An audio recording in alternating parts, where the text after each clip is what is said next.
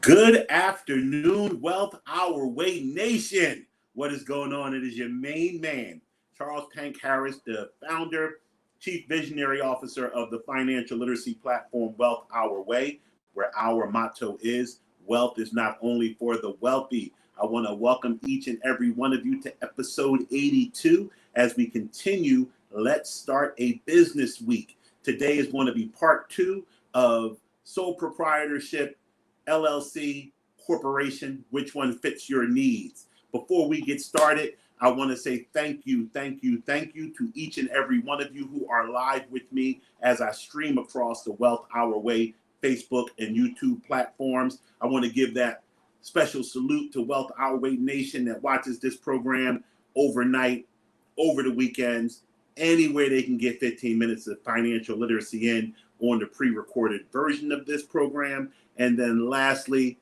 heartfelt how are you to the good folks of the Life 101 platform who listen to the audio of this very here program. So with that all being said, I want to, first of all, my man shouted me out already. I appreciate this. Big Brew, my homie from day one. Today is the 1-year anniversary of the launch of Wealth Our Way. We did a big launch event last year, October 14th.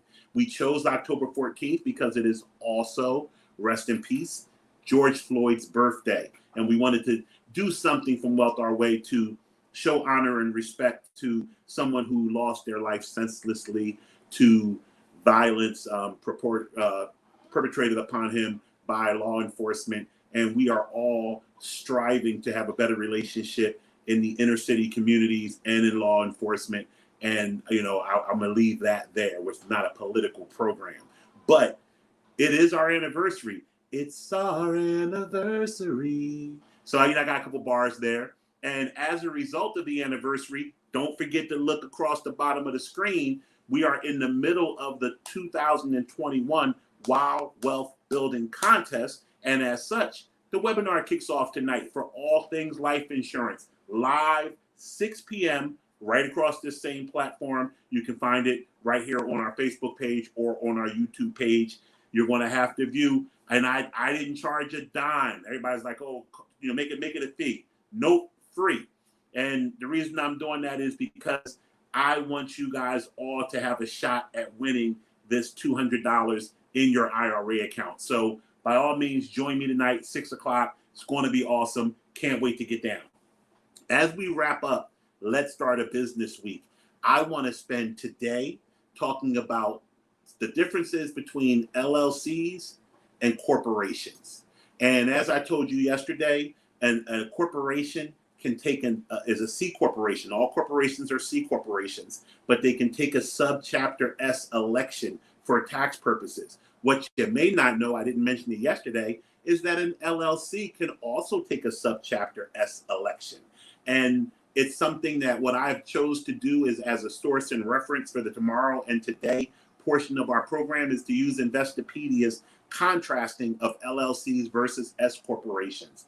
And the reason I'm choosing to do that is the major difference between a C corporation and a C corporation that has taken a subchapter S election is how they are taxed. Everything else is identical for the rules of a corporation. So I don't need to talk about a C corporation that isn't a subchapter S. I'm going to talk about an S election for a C corporation and an LLC, why it's different. I also got to say, I like to pat myself on the back. I tell people the main reason between differentiating between an LLC and a corporation comes down to one thing. And I was very happy to hear that Investopedia agrees with Big Tank. That always makes me happy. So let's talk about LLCs. We talked about business legitimacy the other day, talked about how your business needs to appear to the outside world, and that differentiating yourself from being a sole proprietor and actually having an LLC is a huge way to differentiate yourself and to show the outside world that you are a legitimate business entity. The LLC is also a great structure when you concern yourself with your business's liability. The reality is that no matter what business you are in, you open yourself in the United States of America, which is the most litigious society on this marble, you open yourself up to litigation. If a judgment goes against you, you want that judgment to be limited to the business, and an LLC does that in a way that a sole proprietorship is a little murky. You'll get a lot more resistance with the sole proprietorship as far as having the presence of your business being a separate entity. So how do you form an LLC? Well, the first thing you have to do is you choose a name for your LLC after you decided what business you want to go into, and then you assign what is called a registered agent. A registered agent is someone who can basically, it has to be a physical address. A lot of people want to start an LLC and use a PO box so they don't get mailed to their house. But the reality is that a registered agent needs to be a physical address, because the primary service that a registered agent does for your company, and it goes right back to what I'm talking about with asset protection, there's somewhere where lawsuits can be served. You literally have to have a physical address under the name of a registered agent to accept process when served. So you got to have that. The other thing is you then file your articles of organization, and you do that with your local Secretary of State. I do it for my mastery level clients. We go online, we go to whatever state's website, we go through their process. It is always a simple, I'm one of the least technology advanced guys you'll meet, and it's a simple process for me. You'll pay your fee. Sometimes it's $100, sometimes it's $150, and you'll move forward.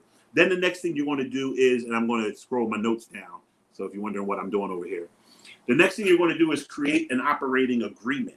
An operating agreement governs how you will operate your LLC. Because once again, LLCs have members and owners. They don't have shareholders. Shareholders are in corporations, which we'll talk more about tomorrow. And you have a board of directors, and you have all types of things that govern the corporation.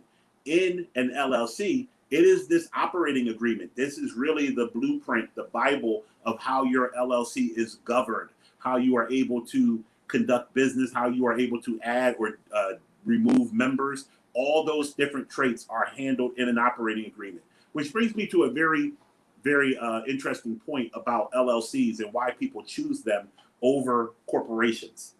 LLCs have very little administrative work to do during the course of the year, as opposed to a corporation, which has to have minutes, it has to have officers, it has to actually have board meetings. These things are all required of corporations. If, once again, we talk about piercing the corporate veil. If you have a corporation and you can't prove that you've been doing all of these things throughout the course of a year, it makes it easier for someone to sue you to say you're just playing like you're a corporation. You're not really a corporation. So keep that in mind. That is why the vast majority of people, when they're starting out a business and choosing an entity, they choose the LLC, because there's a lot less administrative requirement throughout the operation of the LLC. So after you create an operating agreement, you want to go to irs.gov and apply for a federal ID number. Once again, this is what legitimate. So when you have a child, your child, you get a social security number, a social security card for the child, because that child, even though you're going to raise it and take care of it and they can't go out the house without your permission, it is still an individual entity on this planet now. It's a whole new person. Your LLC is a whole new entity. As such, it gets an identifying number because Uncle Sam wants that bread, and that's the number they use to get that bread. So you have to apply for an EIN for your LLC, and then you file your business licenses, your permits, you establish a bank account, which once again, you'll need the EIN to establish the bank account. You may also need, in most cases, the operating agreement and to show you have the authority to open up these things on its behalf. So let's move into some of the pros and cons of an S corporation. So one of the biggest pros, as I started saying earlier, it's simpler to operate an LLC over the course of a year. Now, we're not talking about what business you actually do. This is something that Big Tank is learning the hard way. I'm in the business of providing financial information and financial literacy. I'm good at that.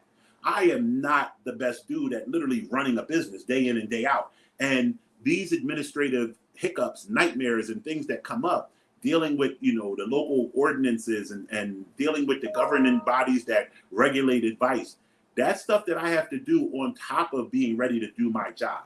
So when you make sure you form an LLC, you're doing it to say, hey, I already have enough things to do with the day-to-day operations of this business. I want to try to minimize things like board meetings, minutes, quorums, all of that. So with an LLC, you do avoid that. The other thing with the LLC, now this is the tax benefit will be that you get to flow through all your earnings after you deduct your expenses on your Schedule C. But that's the same thing that a sole proprietor can do. That's the same thing that a subchapter S election allows you to do. You Schedule C your revenues against your expenses, and then you line item that number to your personal return.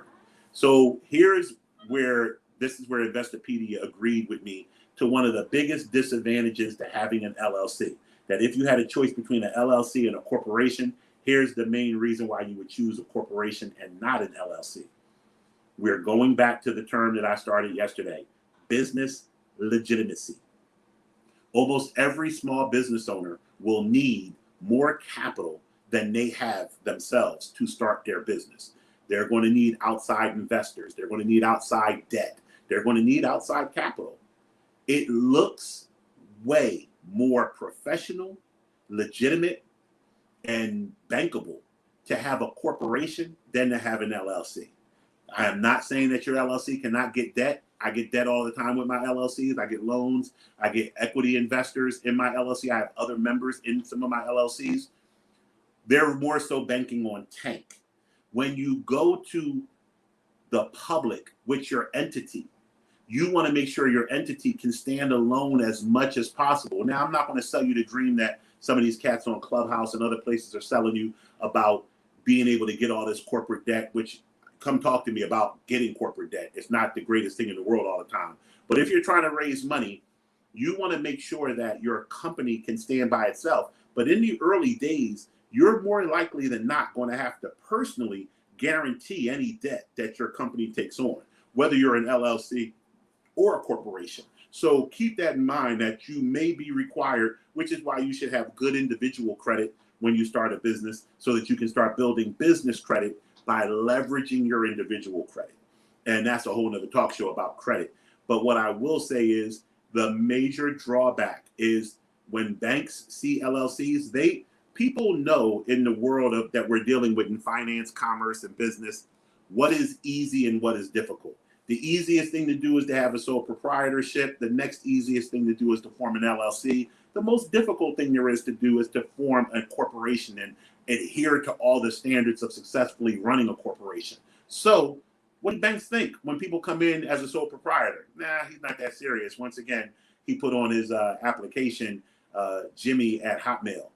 If you have an LLC, okay, a little step up. They've made the proper registrations with the state and things of that nature. But if you have a corporation, then they can see your corporate documents, see your minutes, see how the business is growing and going. You have a much more chance of looking legitimate in their eyes. So that is an LLC, the pros and cons. The pros, you get the personal liability protection. You don't get any double taxation, but once again, with an S subchapter election on the corporation, you won't have double taxation either. It's easier to establish and operate than a corporation, and it has a flexible structure, allows you to bring members in and out without a lot of drama. The cons, it's more costly than a sole proprietorship or a general partnership. You got to file an annual report. It's going to cost you a couple bucks. And then it's hard to attract outside investments with your LLC as opposed to your corporation. So I hope that provided enough information for you guys on LLCs. Tomorrow I'm going into corporations to wrap up the week. Tonight, though, be on this All Things Life Insurance webinar, 6 p.m. to 6:45. Come on, Wealth Our Way Nation, stand up, see your boy tonight, get this information. Can't wait to talk to you, man. You guys have, and ladies, you guys have a great day. I'll talk to you soon. Remember, wealth is not only for the wealthy.